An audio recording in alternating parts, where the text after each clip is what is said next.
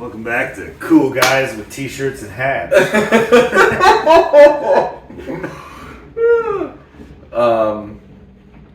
So since we went to NAMM for 2 days, I just thought it'd be cool if we talked about like stuff that we saw that we thought was interesting. Yeah. Was there anything like largely that jumped out at you, like off the top? Because we went one full day and one half day, like Thursday all day, Friday for like half day. I can speak to how it compared to like a regular NAMM year because I went in 2020, right before the pandemic, and this was like half as much stuff. Mm-hmm. It used to be that there would be like little stuff in the basement and like Chinese like OEM white label people down in the basement, or not the basement, the downstairs. And then the upstairs was like guitar, and then there'd be like a drum section, a horn section, like a pro audio section. And it was just everything was kind of on that one level. Mm-hmm. And there used to be like up above would be like big rooms for like Gibson and Fender, and they weren't there. That's probably the PRS. None of them were there. That's probably the biggest deal. There was no Marshall, Fender, Gibson, PRS, Sir. Yeah. Exotic. They're usually there like too, like all those like smaller kind of super strat. A lot of the guitar stands that I saw were like a lot of the kind of smaller metal focused stuff was what really stuck out to me. It was, it was kind of like maybe they're like Eastern European kind of like stuff, and more than like super strat or like those like kind of boutique strat stuff. Which is interesting, I should say, as a byproduct of knowing some people this year, because the last time I came was 2014 and I didn't know anybody. And I was walking around by myself trying to create relationships. I'm like, who the heck are you? I don't need to be talking to you. This year was totally different because we know like a lot of people. Yeah.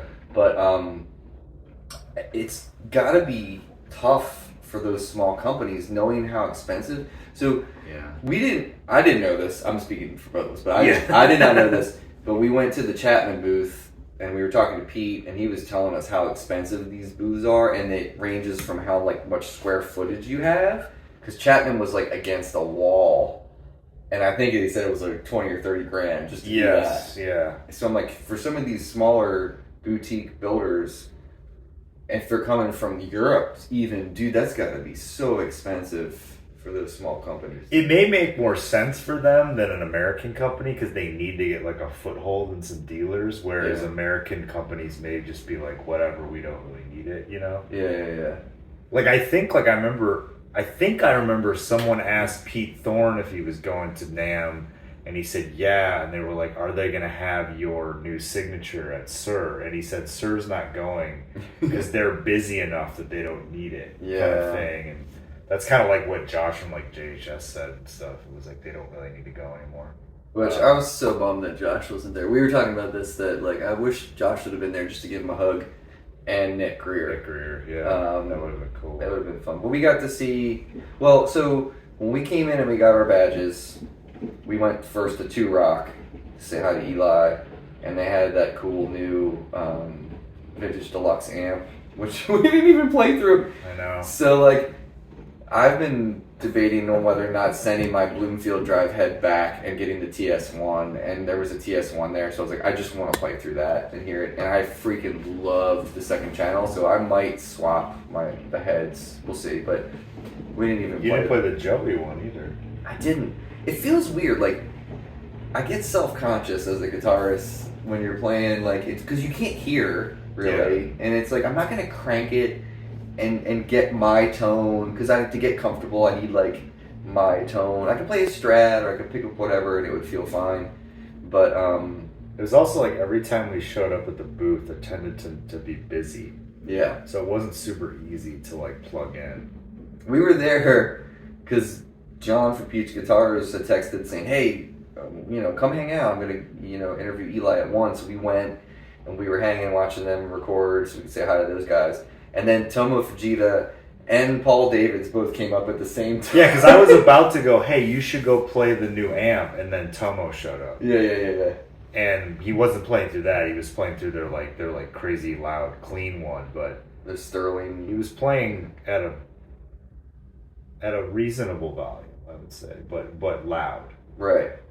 Yeah. Which is fine because he's a great player. It's not like it's annoying. It's not. Right. We sat at the Mule booth for a while, while talking to some people, while there was a kid just shredding in the back. All the notes. Not at Mule, at the one across. Yeah. It was some like, I think it was Vola. It was like one of those kind of metal focused brands. Yeah. And he was just all the notes. Just tremolo picking. Yeah. Everything. Yeah. So that made it tough to talk. But that's the thing with NAMM is it's like you can't really hear, and then a lot of pedal companies have like kind of like headphone rigs that don't sound all that great. Right. Although I will say, well, first for Mule, that was the first time I'd ever played a Mule caster, and I played the baritone S style, and I played the Telly style. Loved the Telly, and I got to play that through his Hampstead, and that sounded really cool.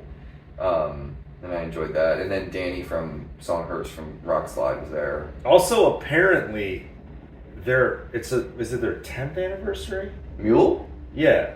Wasn't that one of the things? Yeah. So apparently they had this special resonator he made, not one of the like metal like it was a electric Mavis one. It was one of the Mavis. That has this like hand etched brass plate, and apparently it's like he made that and 2 other guitars that are all going to be this 10th anniversary thing where he has like some sort of epic quest where you have to find like a totem somewhere in the world, and if you find it you win like all 3 guitars. I don't remember the exact specifics, but look that up because it sounds like something like from National Treasure or like Ready Player One. I was thinking the same thing, dude. I mean, that was awesome, finally getting able to touch those guitars. And then when we did go to Chapman and we were hanging out, I got to play Pete's Telly. Yeah, that was really nice. Yeah. And it was really, really nice. I mean, it is one of the UK models, so it's almost more like playing like a US, like a Chapman. Yeah, it's a UK Chapman, not the overseas. He said the overseas one is still getting worked on, right. The version of it. But he did say the overseas one was going to be relatively affordable, like under $1,000 or something like that. But It was really nice. It was checked. I don't know if the final one's going to be that aged, but I'm just saying that to bear in mind that we played the equivalent of like a US shop. Like a US model, like a Gibson or something like that. But it was nice. It sounded great. It was super comfy, and the thing that struck me was the fingerboard edges were like super rolled, and the back of the neck really felt like that polished nitro when you play a guitar a lot. Where it kind of it's not slippery, but it just feels nice and like comfortable, and like a lot of hand oil has been smushed into it or whatever. And I really liked how, so it's funny because when he was talking to someone and that person was playing it, and then he was holding it, and then we walked up and he saw us and he just like put it in my hand. Yeah.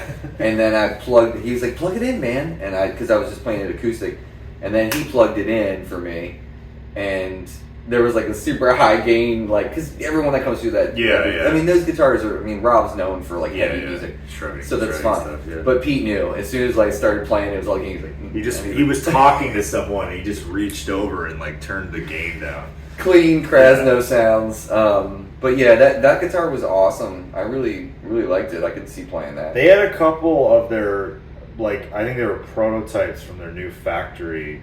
And there was this really cool, like, thin line telly looking thing that was like white with like gold hardware. Yeah. And it had like yellow, like not yellow, like ivory or whatever you want to call it, that kind of like yellowed binding, and even inside of the F hole. Yeah. That was really nice looking. It did look really nice. And it was a little bit arched. Yeah, like beveled. Yeah. So it did have like some sexiness to it, for sure. Yeah, that was cool. And then we hung out. We went over to, speaking of pedals and headphones, we saw Emilio from Cornerstone. Got to play the Coliseum. That thing sounds awesome. It's a blues breaker and a clown circuit in dual pedal style. And then they had the Giordano Cornerstone semi-hollow like LP style guitar, and it was a great guitar. And then when we were there the first day, VS Audio was right there, so we went over and talked to Panos, and he has a new pedal called the Platinum, which is like a silver jubilee in a box, which is super high gainy and very cool. I mean, I thought it was a really interesting pedal. And while we were there, we went back to talk to Emilio, and Mick Taylor from that pedal show was there. So then we talked to him, said hi to him, and then he was like, "This guitar is amazing." So Giordano, we get to talk to that. I talked to that dude for a minute. Yeah. Oh, I mean, back to the VS thing. Like, speaking of kind of crappy sounding headphone, like that Platinum sounded really cool, even in a kind of crappy sounding headphone. Yeah. Like, it had a level of there was like a. I kind of immediately turned the gain way down to kind of get more of like try to get like an AC/DC kind of vibe going instead of like a really like high gain thing. Mm-hmm. And there was this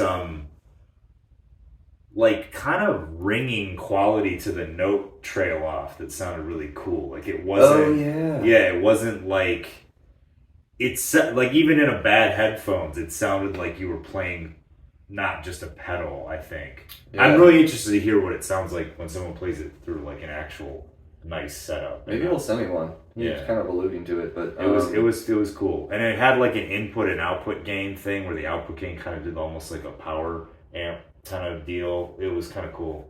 Yeah, and then speaking of outputs, remember that the Coliseum? Remember how it was like it had 4? Yeah. What was the deal with that? Okay, so the Coliseum, you can either do in and out and have it be they're right next to each other, but then there's also an in and out for each individual side. Oh, right. So you could put something in the middle if you wanted to.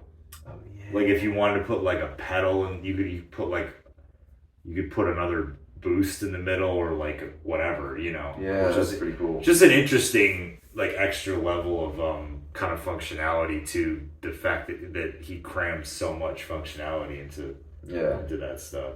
And tell them about the box. Oh, the Coliseum box is like super nice looking. It's white with like the Italian colors, and then it has this line drawing graphic of the Coliseum in gold print on the front. That's super cool. It's like ridiculous that it looks that nice when he doesn't really need. No one really.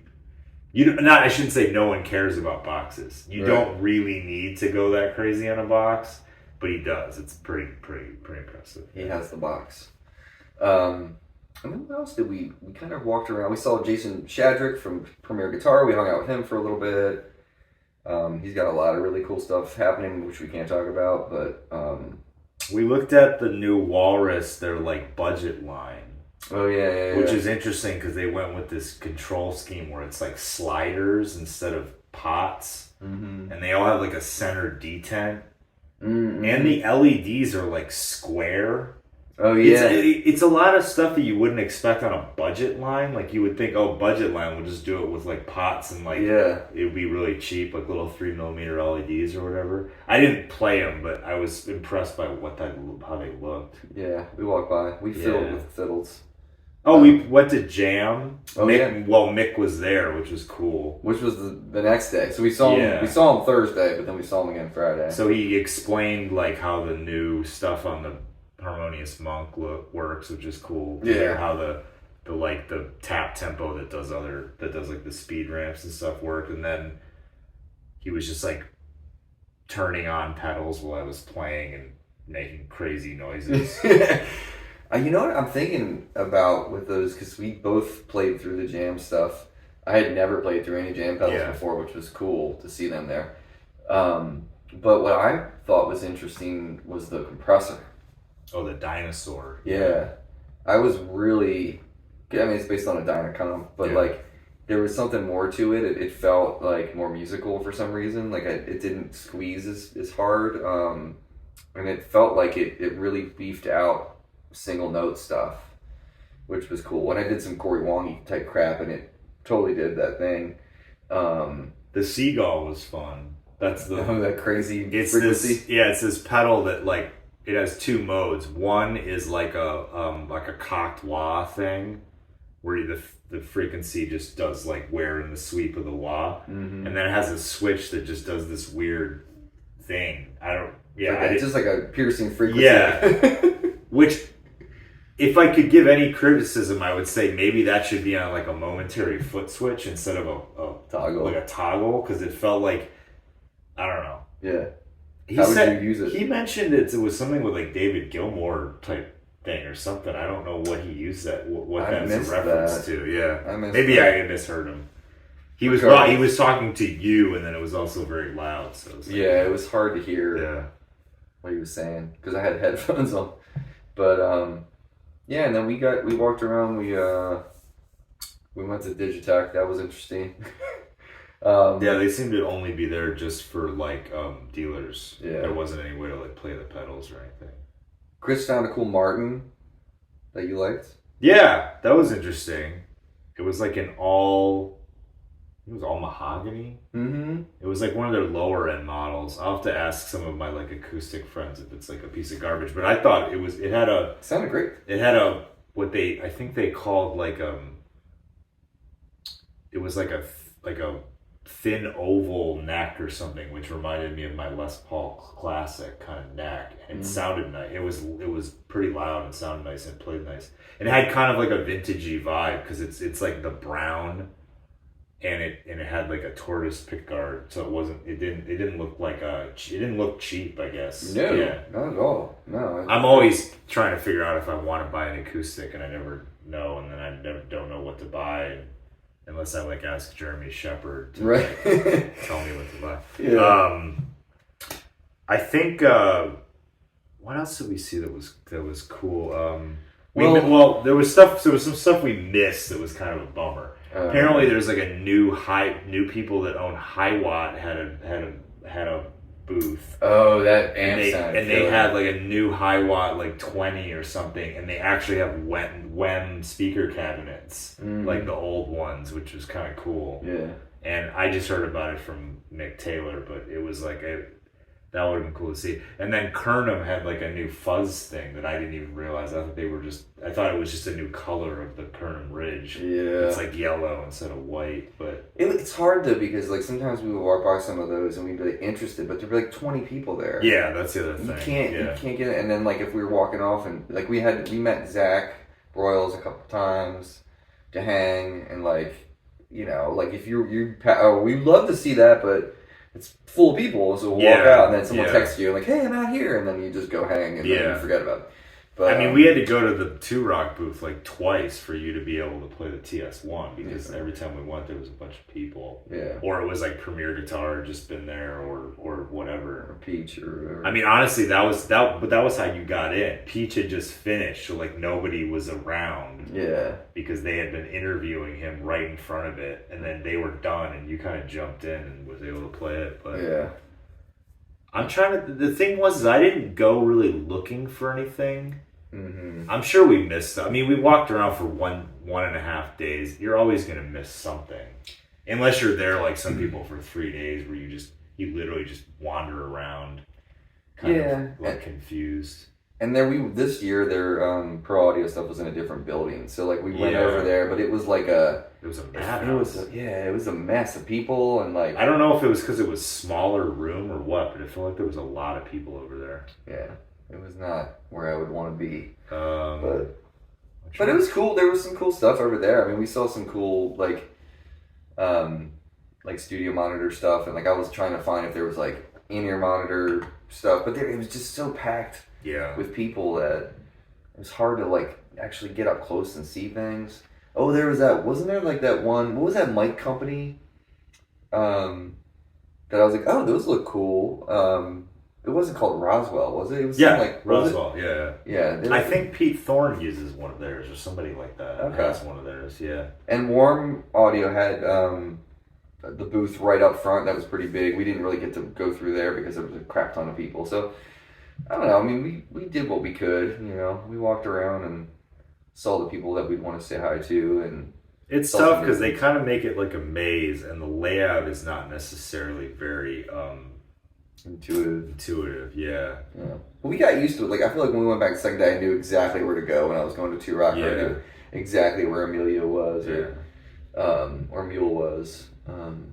But yeah, it was cool. Oh, and then we went to the String Joy booth because Scott was there. I wanted to say hi to Scott. And then Scott was like, I was telling him, I was like looking at possibly getting a guitar strap. That's the last thing I'll say. And he was like, oh, you should go right there. My buddy owns Franklin straps and they're made in Tennessee. They're American made, blah, blah, blah. So I was like, oh, cool. And so we went down and talked to that guy, and he was super nice. And I'm going to get him on the show so we can, because he seems like he has some stories. He told us that when he started that business, did he say he's been doing it for 18 years? Something like or that. Or 13 years, something like that. But he said he started off in a van with his product, and he just went across all over the country to all these thousands stores. Of guitar stores, yeah. So I can't wait to hear what he has to say about that. And those straps were nice. Super cool. Really nice. And a huge array from nylon to like cloth. Fabric, these ones that look like Mexican blankets and stuff. Yeah, they were all really very like understated and very classy colors, and like you see a lot of straps and it's like the leather stuff, and sometimes they're kind of gaudy and like bright colors or like tassels, or like even the woven ones sometimes will just be like really, you're like, whoa. But these were all like very like, they were very understated, where they, I was like, those are all very nice. Like, I would use any of these. Like which we stopped at a couple other strap ones where there'd be like a couple that looked cool, and a lot of them were like, it was like, these are for like cowboys or something. They're like country guys or something like that. I might buy that Oxblood one I was looking at for really my nice, my 335. But so we basically that's NAMM. We didn't. I mean. Yeah, it was hang. A lot of it was just hanging and looking, and then you kind of meeting some people to maybe get on the show. Yeah. And then I tried to sort of, meet some people that maybe I could get pedals to, but it's tough because it's like you can't really talk. I don't have any of my stuff. Mm-hmm.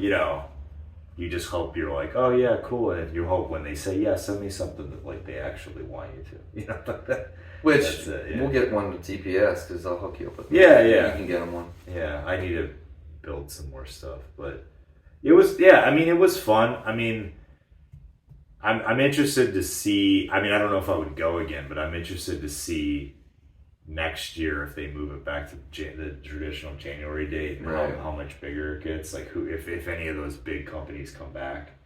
They may not. It may be one of those things where it just never turns back after COVID. You never know. You never know. And I don't think companies like PRS need to go back. We should talk about one of the funnest things that I think we got to do was we went over to see BMP, or is it BMF? BMF Effects. Oh yeah, Scott, a friend of ours, a friend of his. He was two friends. A friend of yours and a friend of mine was like, "Hey, go check him out.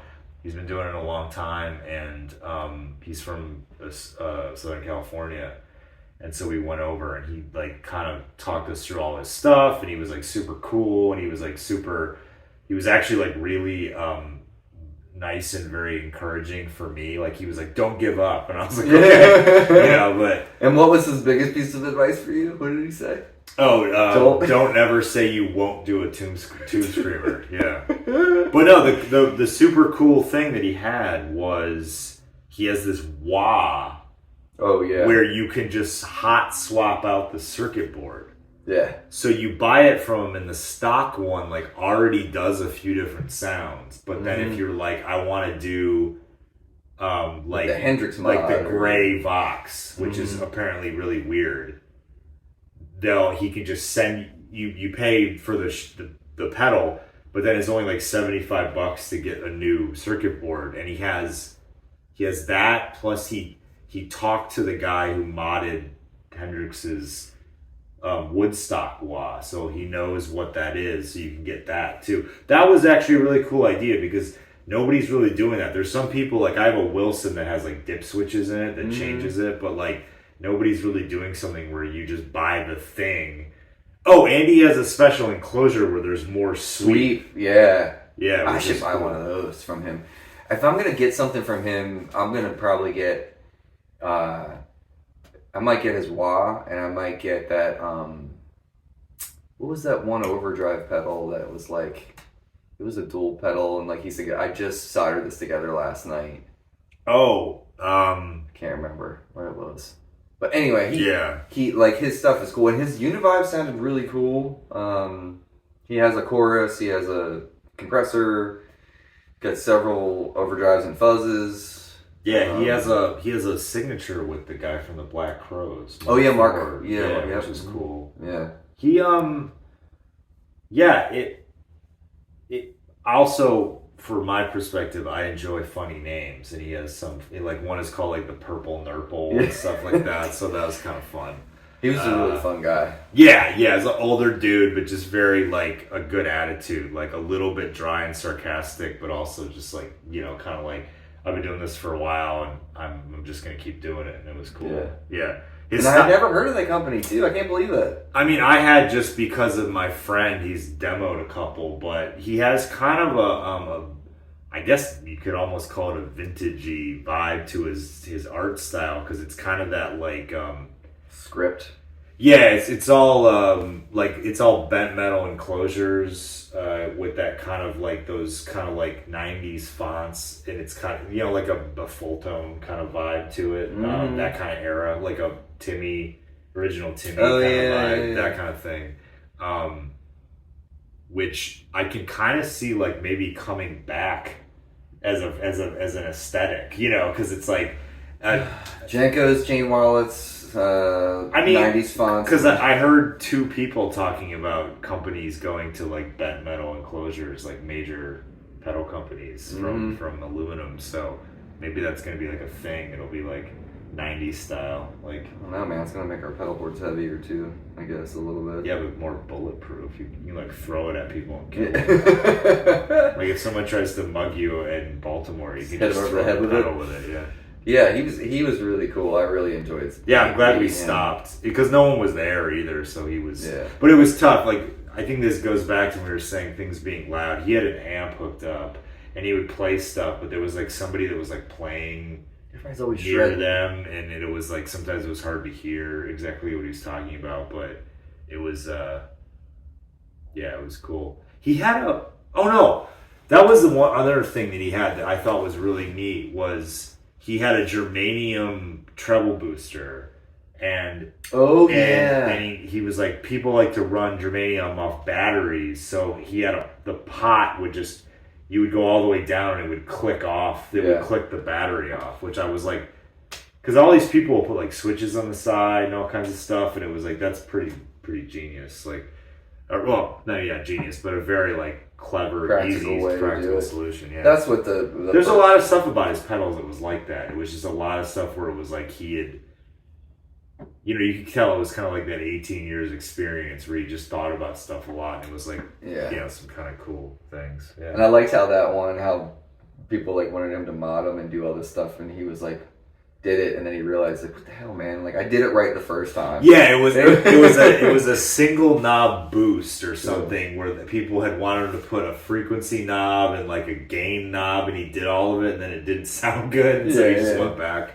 Yeah, that was fun. But yeah, it was great. But that's really the only stuff I can think of off the top of my head. I mean, we went up to ESP. I mean, that's not my bag, but it's cool.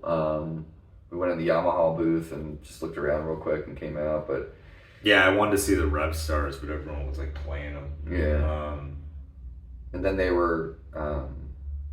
there was tons of, like, down where all the guitar stuff was, there was obviously tons of, like, people like bare knuckle pickups and, like, all these different pickup companies and stuff. We didn't really stop and look at this, but they were all there. I mean, they were kind of had a presence. And yeah, I mean, Neural was there with the DSP. We saw Rabia. Yeah, Rabia was demoing it, and then bare knuckle was there because Rabia has some new pickups with them. But we saw Josh Smith in the Ibanez booth. Yeah, because we were trying to figure out where his signature was, and then we walked by him, and I was like, we could ask him. He's right there. And I was like, what are you talking about? He was like, he's right behind you. Yeah.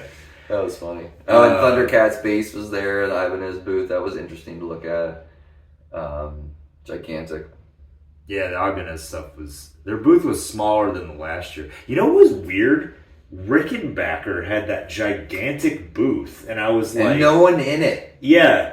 And that Rickenbacker has that weird thing where like they don't send out any like they don't have a lot of stores that sell them.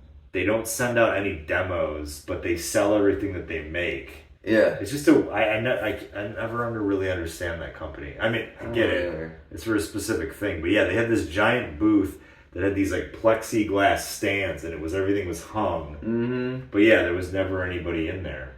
Yeah. You know what I just thought of just in this second is there wasn't really like a. Did we just miss and not go to any, like, was there a keyboard section? Like, actually had keyboards? Because I'm like, damn it. Like, if Mellotron was there, like, there's these new Mellotron keyboards that are not new, but they've been out for a few years. I should have gone over there.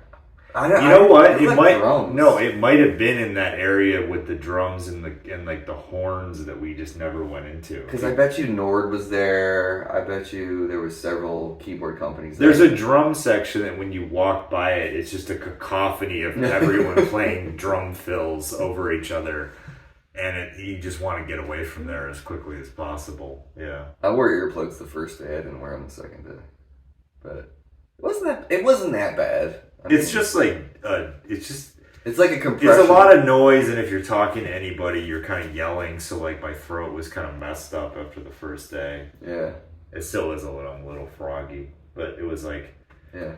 That's really the biggest deal. Is you're just kind of like yelling whenever you're talking to anybody, and then you'll see somebody, and if they're at a booth, they kind of always have to stop. Like Pete, every time we would go to see Pete at Chapman, he would have to stop because like somebody would come up and ask about like his signature, or somebody would ask what something costs, and you'd have to go get one of the other guys, to tell him and stuff like that. But he's one of the sweetest, nicest, lovely people in this industry. Period.